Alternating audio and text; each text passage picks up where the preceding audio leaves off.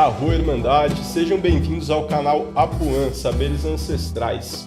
Hoje vamos falar um pouquinho sobre xamanismo, as origens desse termo e sobre o que nos referimos hoje em dia quando falamos sobre xamanismo.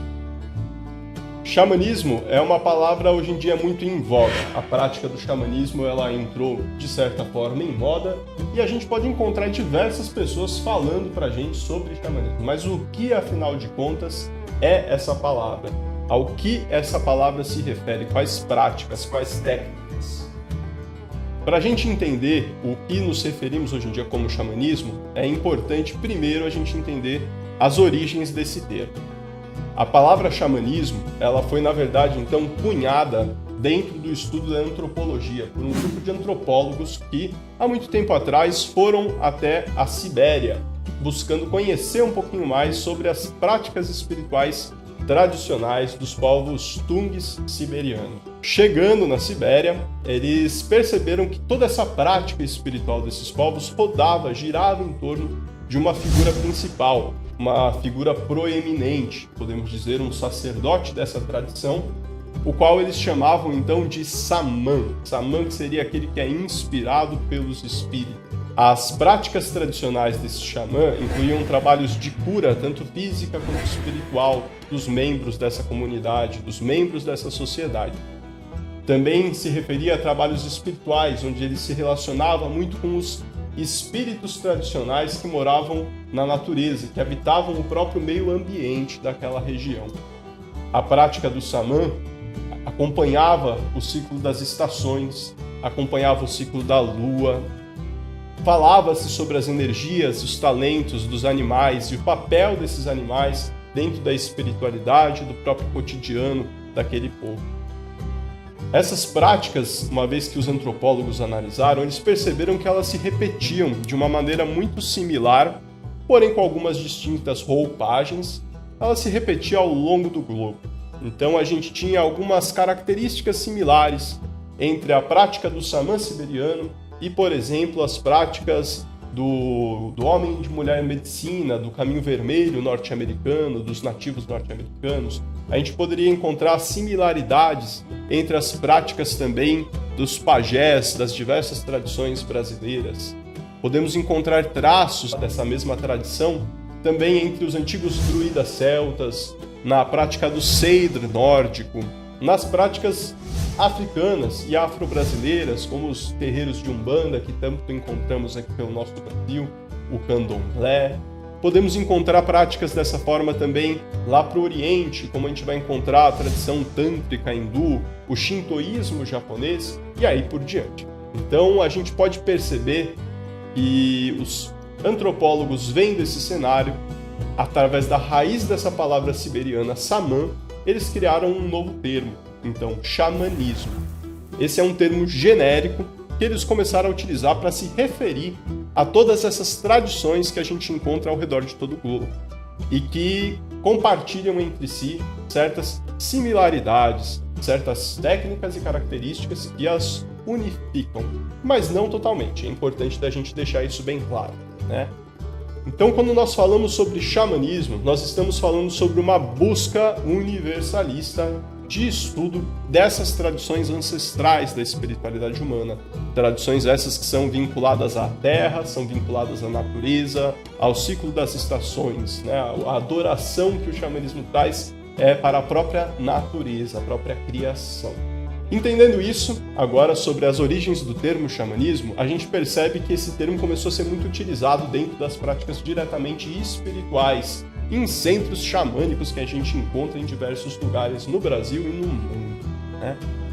Quais são essas práticas? O xamanismo, então, ele começa a se referir a essa prática moderna que nós temos, né? O que podemos chamar de xamanismo urbano, de neo-xamanismo, ou como gostamos aqui de chamar na nossa casa, de xamanismo universal. Essa busca que nós temos não somente no estudo, mas na prática empírica de trazer essas sabedorias antigas que esses povos originários, todo mundo, contribuíram e nos trouxeram, nos relembrar.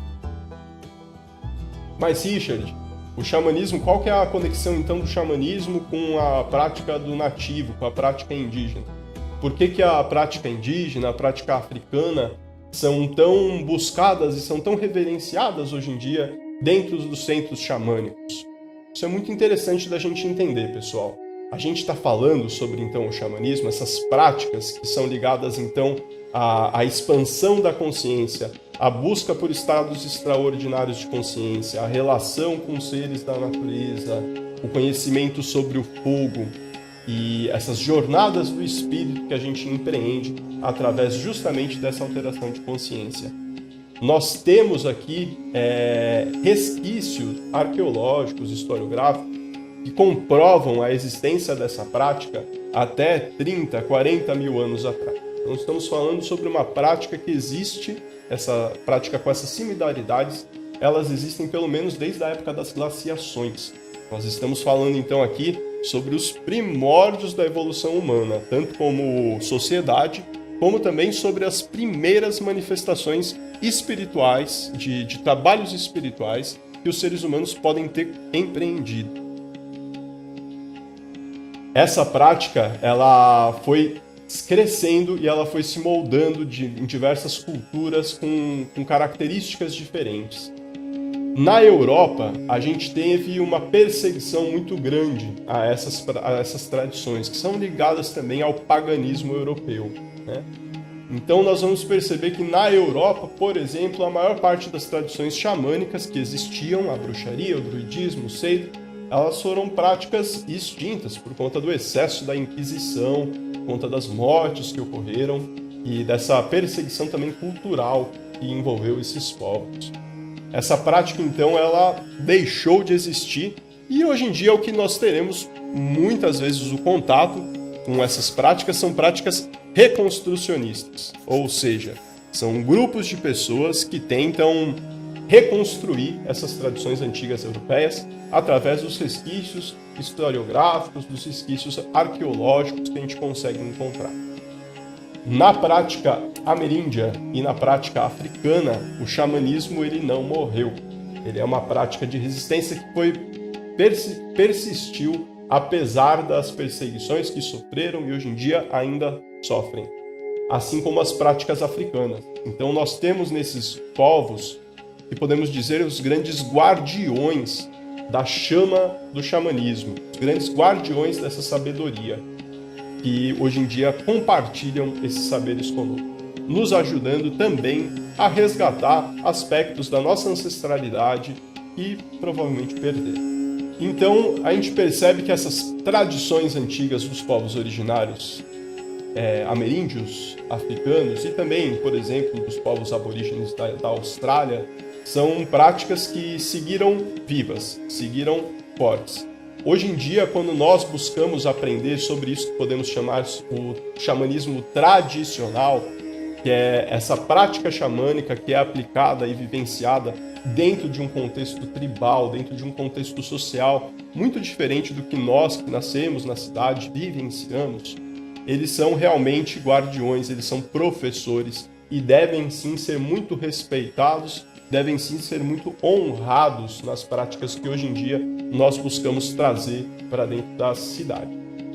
Além desse xamanismo tradicional, nós temos então o xamanismo universal, que é o que é praticado em todas as cidades, é o que é praticado pela maior parte das casas ayahuasqueiras e dos terapeutas xamânicos que vocês vão encontrar pelo caminho. A não ser que você esteja na frente de um pajé, na frente de um sacerdote de alguma tradição xamânica originária.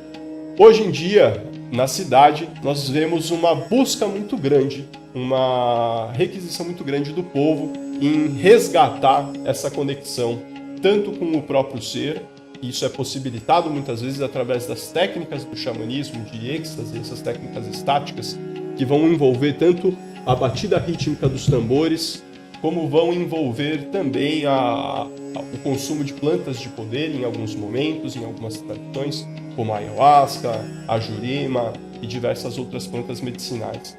Então, a gente, através dessa expansão da consciência sensorial que o xamanismo, com as suas mais diversas técnicas, pode nos proporcionar, nos traz a um contato íntimo muito profundo, muito verdadeiro, um trabalho de autoconhecimento muito profundo.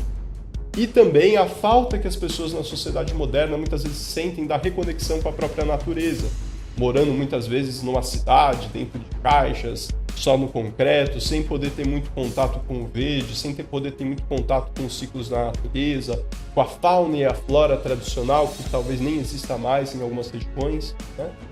Então, a busca das pessoas com o xamanismo é uma busca de autoconhecimento, é uma busca de resgate de raízes, de resgate de origem, mas sem negar e sem deixar de buscar vivenciar o mundo no qual nós nascemos. Nascemos numa sociedade que está aí, né? Cidade, com diversas tecnologias.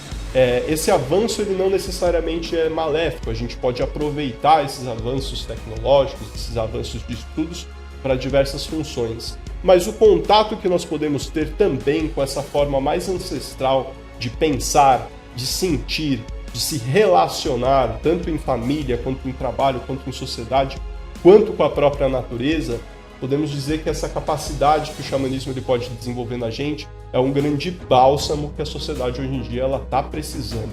Se reconectar de fato com as suas relações, se reconectar de fato com o seu coração, com o seu sonho mais puro, mais verdadeiro, se conectar com aquilo que te move e, mais do que tudo, buscar entender qual que é o lugar que nós vamos ocupar na sociedade hoje.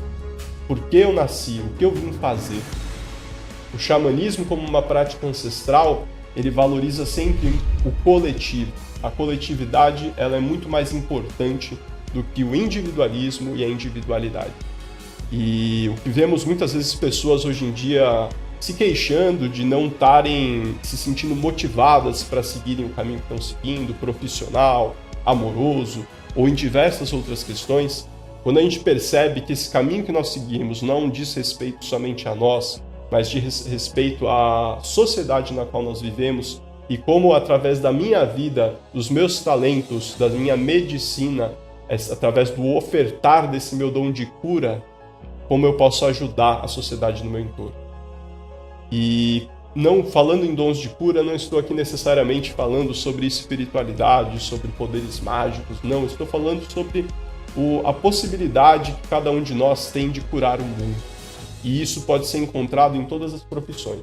Quando nós temos uma pessoa, em qualquer lado que seja, um engenheiro, um advogado, uma pessoa que ela é verdadeiramente vinculada de coração, tem uma missão, tem um objetivo naquilo que faz, ela pode tornar esse dom, esse talento, seja o dom da profissão, seja o dom da palavra, seja um dom artístico, né? A pessoa ela pode manifestar um pouco dessa cura para o mundo que hoje tanto necessita. Espero ter ajudado vocês um pouco com essa pequena reflexão sobre o conceito de xamanismo e logo a gente volta com mais alguns vídeos para a gente explorar outros assuntos desse mundo, desse universo da espiritualidade, das terapias integrativas e do autoconhecimento. Gratidão pela atenção de todos vocês. Ahom Takuyo Yasin por todas as nossas relações.